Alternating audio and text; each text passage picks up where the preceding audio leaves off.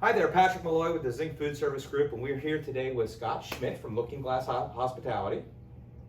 So glad you could join us. Thank you very much. And so we want to start our conversation out today just talking a little bit about what you guys do.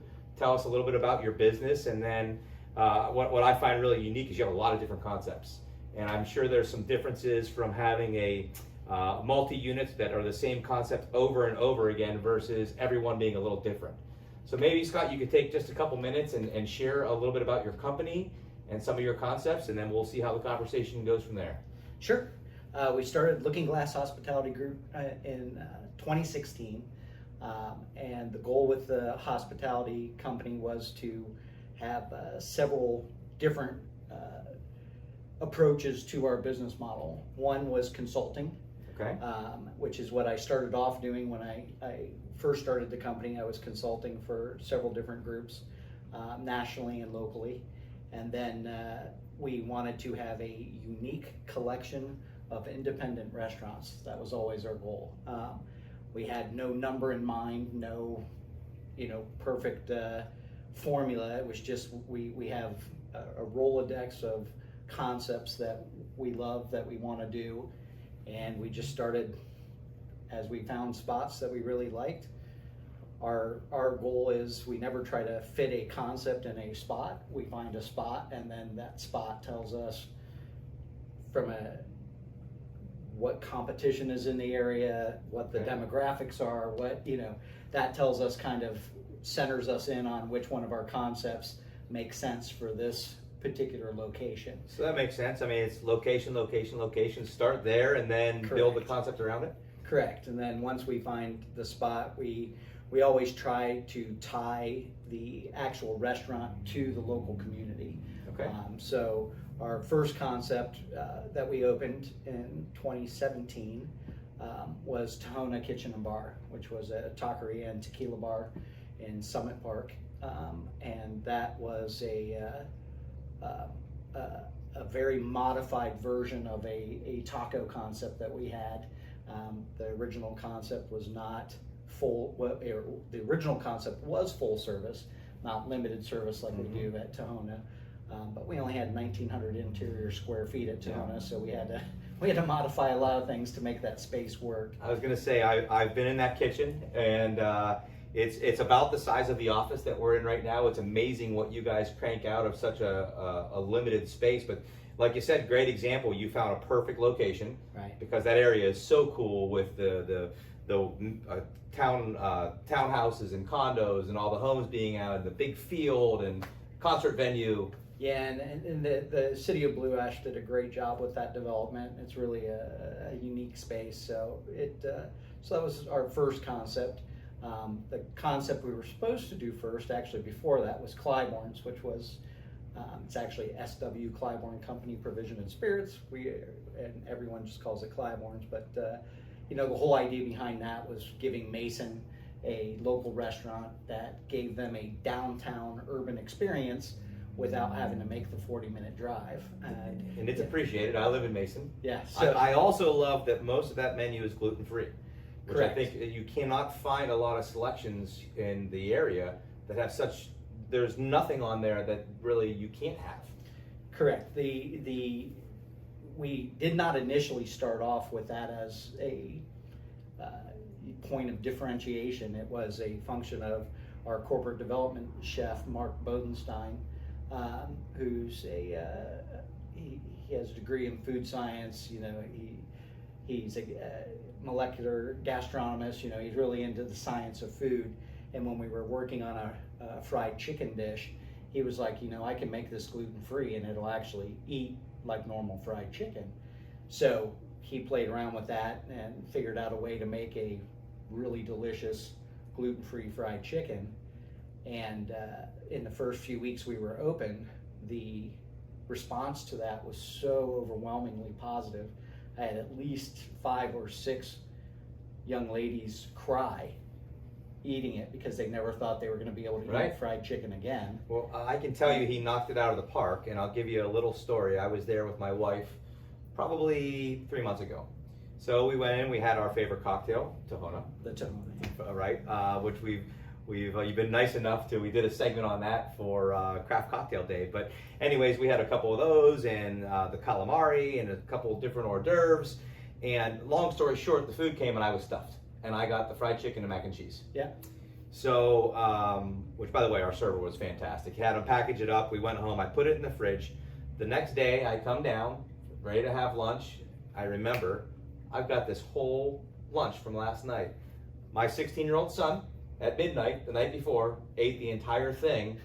And if he knew it was gluten-free, he wouldn't even have tried to eat it, and he loved it. So I think, what you said really rings true. Yeah, so and out of that, we had so many guests coming to the restaurant that were either celiac or gluten intolerant, that they would ask, what else can we have? Can you work your magic on other things? And we were just going into Lenten season, and so we did a gluten-free fish and chips, because that was we can't get fish fry anywhere. Right. That's gluten-free. Right. So we did a gluten-free fish and chips, which once again, we had lines down the street for gluten-free fish fry on Friday nights. So we were like, well, maybe there's something to this. And Mark figured out a way to take our donut hole dessert and make it gluten-free. And we eventually eliminated gluten in all of our fryers. And then as we did that, we went back to Tahona and changed the soup recipe, the fish taco recipe, etc., and made Tahona gluten-free in all of its fryers as well. And then every concept we've opened since. Emory, for example, our latest concept, which we just opened this past December, 95% of the menu is gluten-free as is. So there aren't even special modifications that have to be made to accomplish a gluten-free experience. So it's kind of interesting. You said a couple things I want to touch on. One, I want to come back to your consultant business because I think that's pretty interesting. But since we're talking about the food, you mentioned your chef or your culinary development process. Right. So having these different concepts, it's got to be really handy to have someone that is basically a food scientist on staff because everyone's a little different. So how does that development process go? I'm sure you're involved. Do you get every concept? Do you hire a head chef that works on the menu, or do they work with you corporately? How is that process? Well, the way our company is structured, my partner in Looking Glass Hospitality is Will Wadsworth, and he's been a chef his whole career. So he is a very talented culinarian as well. And then we brought Mark Bodenstein in as an additional asset for the company on the culinary side. Because the bottom line is, when you go out to eat, you go out to eat food. Right. And, the drinks, the atmosphere, all those things are ancillary to the main purpose of eating. So we spend a lot of, we invest very heavily in the culinary side of the company. The way we come up with menus, Mark and Will pretty much do all that menu development. If we have a chef that's already in the system, that when we talk about, our next concept's going to be steakhouse, which is going to be our next concept. If we have a chef in the system that has steakhouse experience or wants to do that, then they will work with them as well on that, with the goal being that they will get placed into that concept. But excuse me, Mark and Will do all of our menu development and then solicit the help of the executive chefs in a concept if it's already open and we're revamping their menu.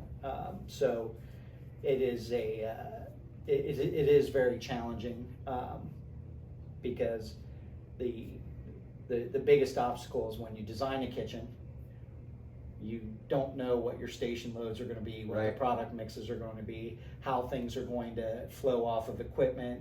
Is it better to have a under range convection? Is it better to have a double stack? Is it better to have a plancha or a griddle or how are you going to get the correct sears? How are your temperatures going to hold?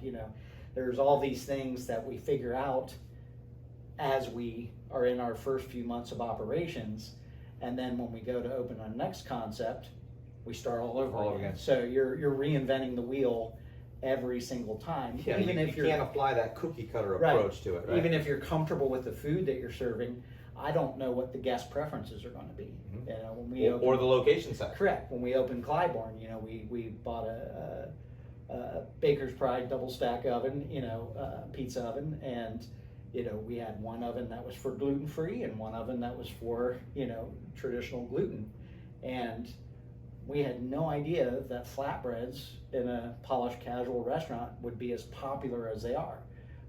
So we completely, you know, we thought, okay, it's an appetizer, it's something people will share, and it was, you know, 30% of the people that came in those first few months we were open, it was their entree. Right. They just wanted pizza. Right, makes sense. So you know, that's the, you know, that as well as the service experience, the flow. You know, every time we open a restaurant, a new concept, we have no idea what we're doing.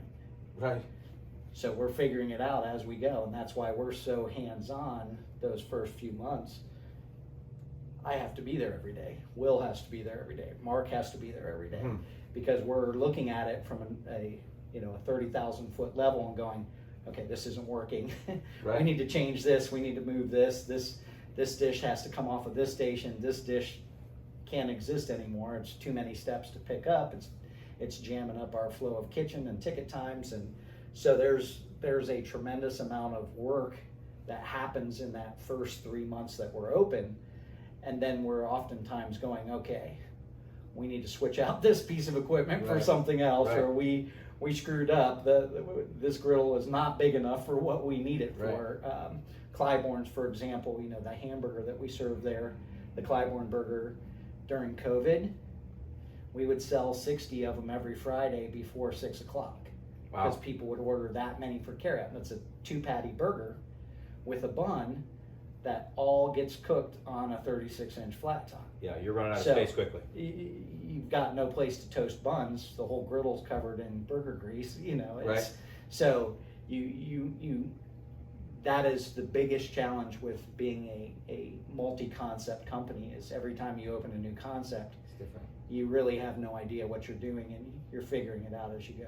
Yeah, it's interesting. I know, you know, at Zinc, we're obviously in the equipment business, and we've worked together through your equipment dealer quite a bit, and we have a chef on staff because that equipment selection depends on that menu. Right. And, you know, Chef David's always talking about pieces of equipment with multiple personalities, right? So you go in there and you think you need this, but then you realize through your research that we need that. So flexibility in the design, in the layout, in the equipment, whether it even has a personality for prep versus service. You know, there's a lot of pieces to be considered there. Well, and you asked about the consulting side of what we did, and I've done consulting for quite a few startups and people that are getting ready to build restaurants or open restaurants for the first time, and oftentimes they say, well, once we build it, then we'll work on the menu. Yeah. And I'm like, well, you're putting the cart in front of the horse here, because if you don't have your menu first and you don't understand what your menu is going to be, how do you select your equipment? There is not a cookie cutter kitchen that can execute Do it all. any kind of food that you want to do. So, you know, that you know, having a good equipment company to work with, or you know, we work with C&T Design, and it's a collaboration, because you have to be able to speak with people who understand your options, and you have to be able to, you know, speak clearly enough about what you want your menu to be, that you're not faced with a situation where you're running hour-long ticket times every night, and you can't execute the menu because you didn't have a strong enough understanding of the equipment that would help you to execute. And I know who you work with over at C&T, Scott, and he has an operations background. Correct. So He's a chef for many years. Yeah. it's great. I sit there and I watch him drawing plans, the things that he thinks of, compared to, you know, I know a lot about equipment, but have I ever designed a kitchen or had to work a line, or I haven't had to do those things. Right. So I would guess that the collaboration between you guys is great. He can find solutions to those unique problems that you have. Sure. And you know, the understanding where you need to spend your money as well is really important. You know, I see a lot of kitchens in my travels around the country where I'll look in the kitchen and I'll see pieces of equipment and I'll be like, whew, that's a $50,000 piece of equipment, and then I'll watch them touch it once during the entire service, and I'm like, man, that's an expensive piece of equipment to just be sitting there, combi ovens and things like that. Right. Where it's like, okay, they just pulled trays of bacon out. That's all I see them cooking in the combi oven. That doesn't seem like a wise use of your money. Gosh, combi ovens are an interesting one, right? They're so versatile. They're such a great piece of equipment, but so often, another reason we have a chef on staff, so often someone does purchase that and they're just using it as a convection oven or just as a steamer, right. And they're just literally it's kind of like your iPhone, right? It can do so much stuff, but if you're just using it as a phone, why get it? Right. So we spend a tremendous amount of time with the re-education with our end user clients to say, hey, you've got this thing, and it can usually do this, this, and this better than the way you're doing it. Sure. You just have to be comfortable and learn. Yes, and that, those are a lot of times, the challenges of creating new concepts or your first concept, even if your goal is to make it cookie cutter, you're until you're in it, until you're using it, until you're doing it, until you're watching the motion that goes through, how many steps do I have to take to complete a dish?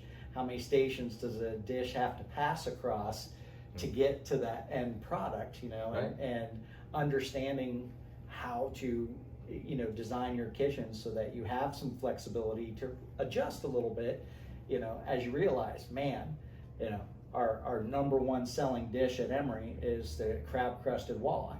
Mm-hmm. And we sell so much of it that we've had to take that station down to, it only has 4 dishes that come off of that station off the entire menu. Because we sell so much of the crab crusted walleye, they can't handle anything right. else. If we had 8 or 10 dishes coming off of that station, you would never be able to execute, and have ticket times that are reasonable. Right. You need to, multiple reasons. 1, no one wants to wait a long time for food. 2, you need to turn those tables. Correct. Right. And now more than ever. So side note, I know I called a special favor in for Mother's Day because I screwed it up. And I thought I'd call my old friend here and slide into our favorite spot, and you had 500 reservations. Yeah. So there was no sliding in that spot that day. I do appreciate you trying. But no, I tried desperately, and the GM, I was like, we need to make this happen. And he just looked at me and was like, I can't. Yeah. He's like, I would never say no, but there's just Today's no not the day. possibility that I can do this. But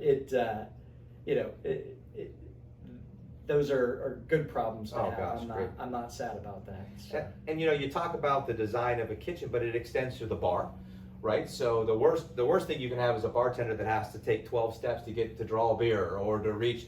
We want everything at least a pivot away. Correct. So I see that a lot in bar design, where there's these dance floors between the front bar and the back bar, and it just makes for a really 2 things. 1, you want to make your new chef angry. Design the kitchen cookie cutter and don't include them, and then hire your chef. Right. We'll build it, and then we'll figure out our menu and our chef. I've never seen a chef that comes in that likes that kitchen. No. And 2, make your bartenders walk around a ton.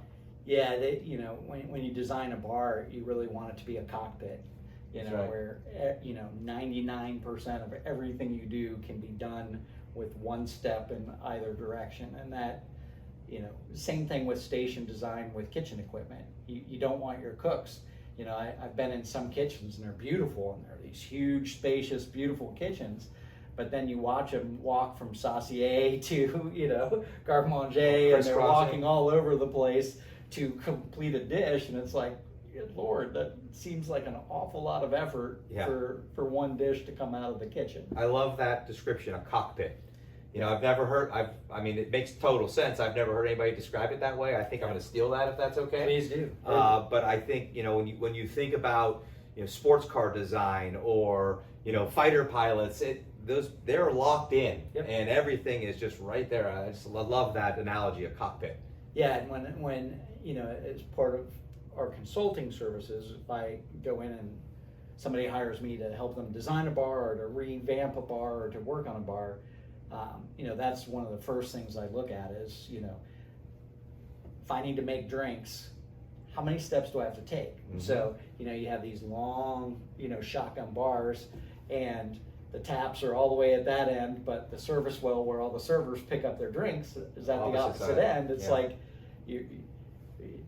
sometimes aesthetics are not as important as the efficiency of execution, and that oftentimes, one of the biggest challenges that I see with the consulting side of what I do is that a lot of times people will allow an architect to design their kitchen or their bar, and an architect wants everything to be balanced and wants everything to be very symmetrical and wants everything to be aesthetically pleasing to the eye, which is important and it's great, but the challenge is they're not ever going to be, or probably have never been behind a bar before, and they don't understand the nightmare of, I love island bars that are designed where the thing you need is on the other side of the island, and the bartenders are just running in circles all night long. Yeah, it's like a NASCAR race. Yeah, it just makes no sense. So yeah, I think architects, there are some great designing architects. Many of them will outsource that piece, but we see it with the walk-in coolers all the time.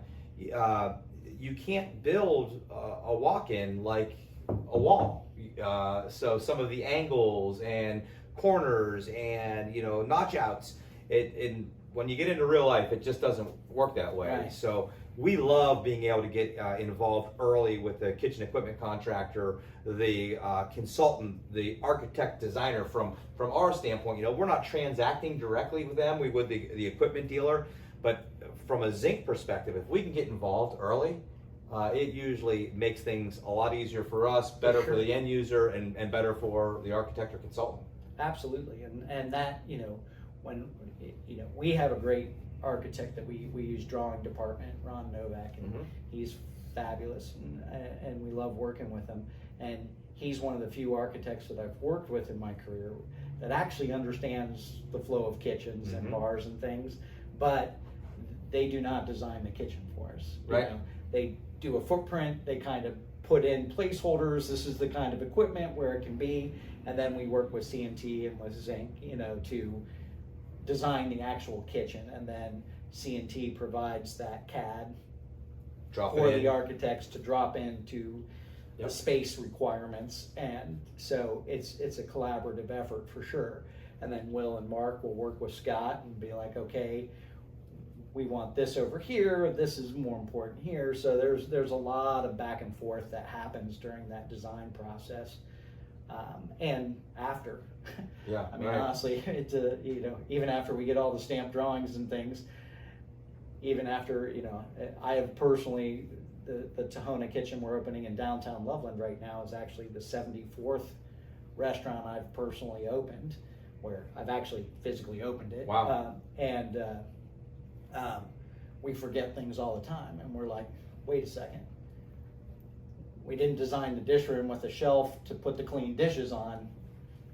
Yeah. We need to figure that out. And so even with a lot of experience in opening a lot of restaurants, there's still things that you get excited about, this or that or the other thing, and then you don't realize I don't have the linear feet of storage that I need to be able to.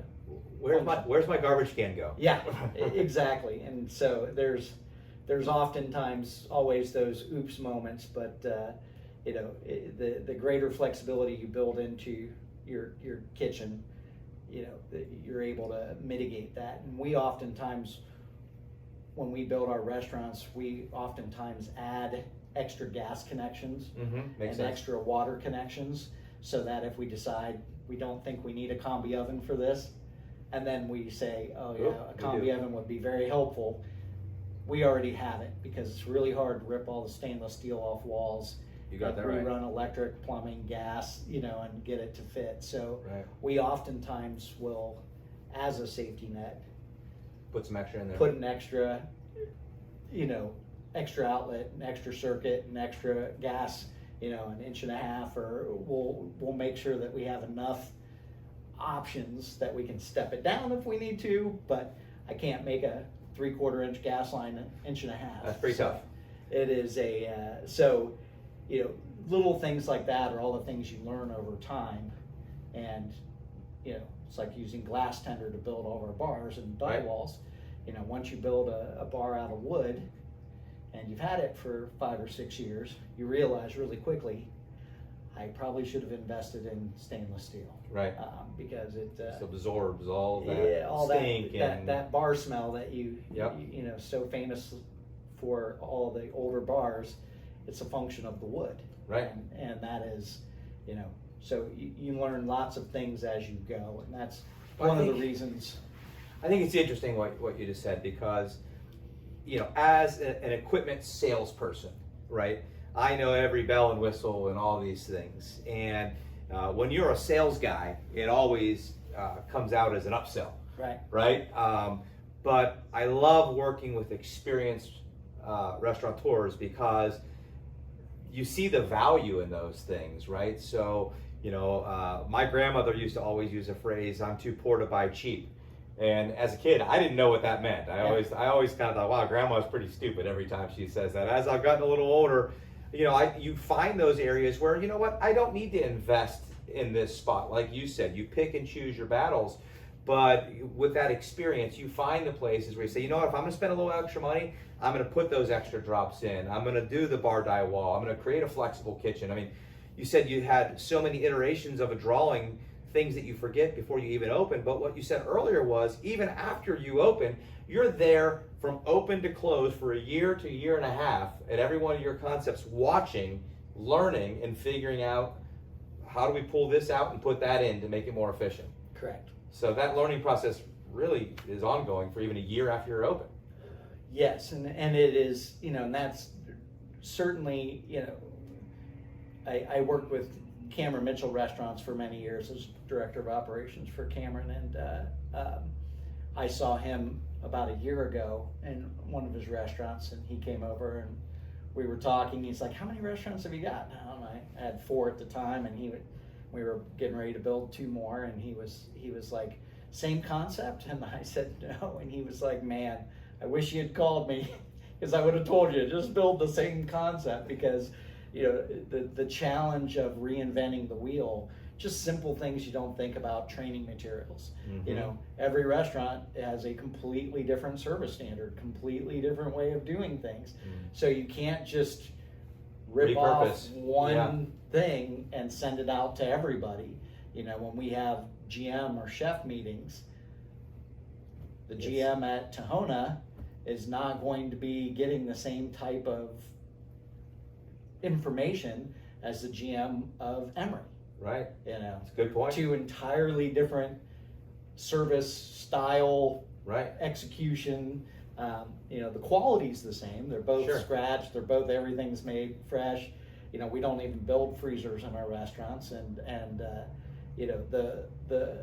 but how a limited service, walk up, pay at the cash register, get a number, go have a seat, and a full service, polished, casual, higher end dining restaurant, you're talking different. In 2 different languages and different challenges faced by each of those. And that's if our team, myself, Will, Mark, if the 3 of us hadn't had such versatility of experience through all the different things, from entry-level restaurants up through the world's largest fine dining company that we work for, if we hadn't had all of that versatility of experience through all these different concepts and everything, I don't think that we would be here today talking successfully about a multi-concept company. So because I think there's a follow-up to this with Will and Mark. I think maybe our chef and your chef, that'd be a great conversation to have with your culinary team, your partner. For sure. I think that'd be interesting. So the consulting piece, you talked about the layout, the design. I'm assuming those guys are involved, looking at number of ingredients or how things are constructed. Is that all part of a consulting engagement to figure out ways to streamline food cost and menu development and all those things? Well, Looking Glass Hospitality is a unique company in the sense that not only do we create our own concepts from ideation through design, we own our own construction company, so I'm actually the general contractor. I build all of my own restaurants, so we physically do all of the work. Then we own and operate the restaurant as well. So I don't know too many companies out there that have that vertical integration from ideation through design, architectural. You know, my wife does all the design of all the restaurants. She picks every fabric, every paint color, every tile, and each restaurant she tries to make it more and more difficult on me to build. Of course. So from our consulting services, we're able to evaluate and help at any level that someone needs, where we're not limited to, well, we can do menu design. Right. We can help you with recipe development, or we can help you with drink development. I'm a certified sommelier, master mixologist. Been in the beverage business my whole life, so we know how to, all of our drink recipes, all of our drink development, wine lists, all those things we do ourselves. So we're able to offer options to help. And the biggest thing, and consultants are one of those things that it was frustrating to me, because in different corporations that I worked for, we would hire a consultant to come in. And, as I would talk to that individual, find out more about them, they're usually people that were not successful On their own in the industry. So now they're consultants. And I'm like, well, why are you telling me what I should be doing with my menu when you've never opened your own restaurant? Right. You've never done anything from start to finish before. Just because I work as a general manager in, a large company, all I know is that single unit operation, and there's so much that happens outside of that that you never get access to or touch or understand. And those typically tend to be the people who are consultants. So when I decided I wanted to get into the consulting side, I was very heavily motivated to open the concepts, because we wanted to be able to say, well, not only do we consult, but we actually have successful restaurants. Right. We designed them, we built them, we opened them, we did all the ideation, we did everything. Yeah. So kind of builds that resume. Correct, and it just, hopefully it gives people a little more confidence that they're working with somebody who can actually help. It isn't just Trust, right? To bill, every 10th of an hour, right? Against their fees. So our consulting company was really an attempt.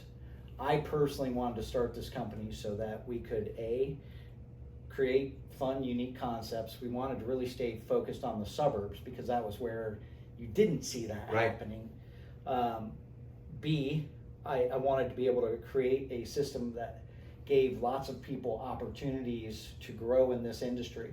I've been in it for 37 years, and I have loved every minute of it. I'm very passionate about what we do, and there are a lot of people out there that I think, given the right opportunity, can have that same passion and experience, and hopefully it's easier for them, and they don't have all the missteps that I've had in my career. But the goal was to create a system that enabled people to grow and develop and move up the ranks, and ultimately, if someone on our teams came to me and said, hey, I have a concept that I would love to open, to have the opportunity to help somebody do that. Very cool.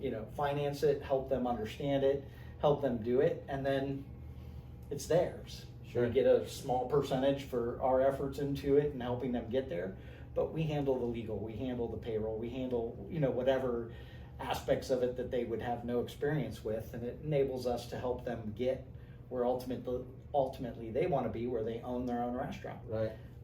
So that was really a big motivator for us as well, was creating a system that enabled us to grow and develop people so that they have opportunities to leave us, sure, but doing the things that they want to do. I think that's what's really cool about this industry is how many stories have you heard from dishwasher to owner, or just the community, like you're talking about, trying to, ultimately you're helping these people that could be a competitor across the road from you someday, right? Sure. But you do that knowing that. So the community in our industry, it's a relationship business. Just like our relationship, your relationship with C&T, our relationship with C&T, the great manufacturers that we represent. Sure. You know, it really is an industry. I mean, think about what we do. We provide hospitality for people. They have celebrations. They, you know, unfortunately, when there's sadnesses in their life, usually it's held in a restaurant or some form of eating and dining. So I think that's really neat how that carries over. Well, listen, it has been awesome learning more about your business and your consulting. Tell everybody your website if they want to learn more about your company. Sure. LookingGlassHospitality.com. So check out his team on LookingGlassHospitality.com. Be on the lookout for Tohono Loveland. Should be opening up here. July 13th. July 13th. You're the first person to hear that.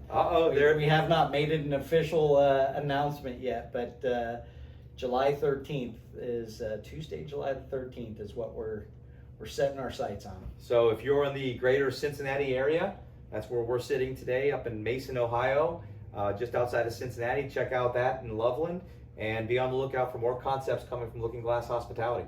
For sure. Hey, thank you so much. Thank you. Bye-bye.